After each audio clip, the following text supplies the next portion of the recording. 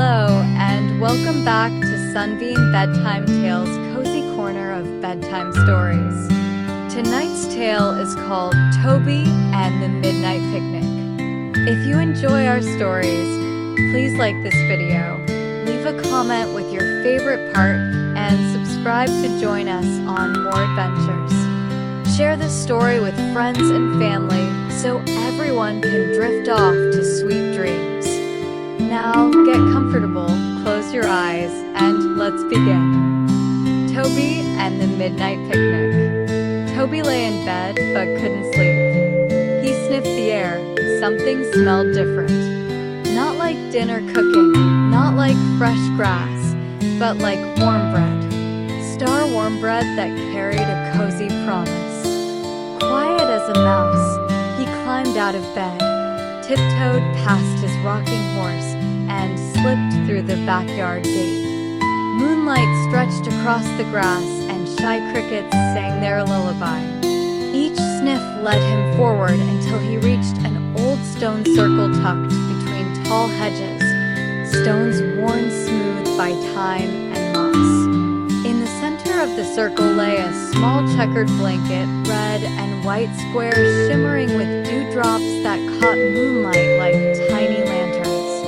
On it, neat rows of tiniest cakes sat in little paper cups, each cake frosted in pastel swirls.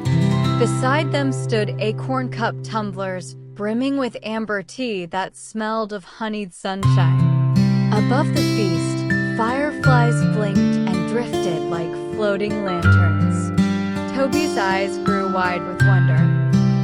He knelt, drew in a trembling breath of jasmine-sweet air, and reached out a cautious hand toward the first tiny cake. Toby froze. The humming around him wasn't wind. It was hundreds of tiny beetles, each dressed in a polished leaf jacket.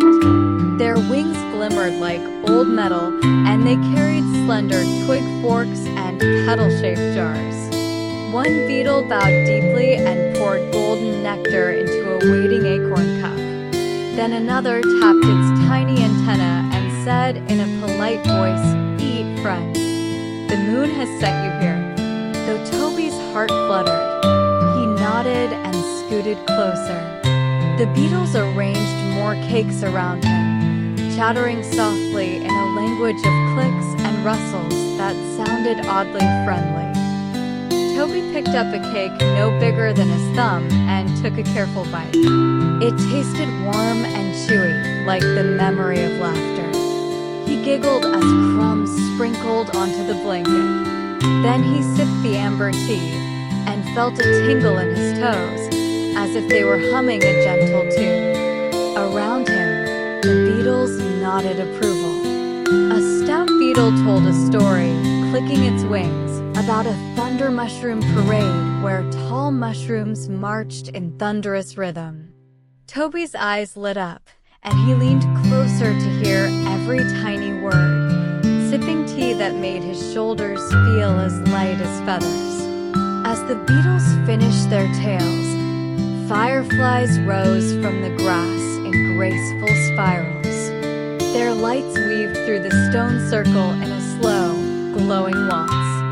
Toby joined the dance, lifting his arms and twirling under the pale moon. Beetles clicked in time, and the fireflies painted arcs of gold in the air. Laughter bubbled from Toby's chest, mixing with the soft chime of beetle wings and murmurs of rich nectar.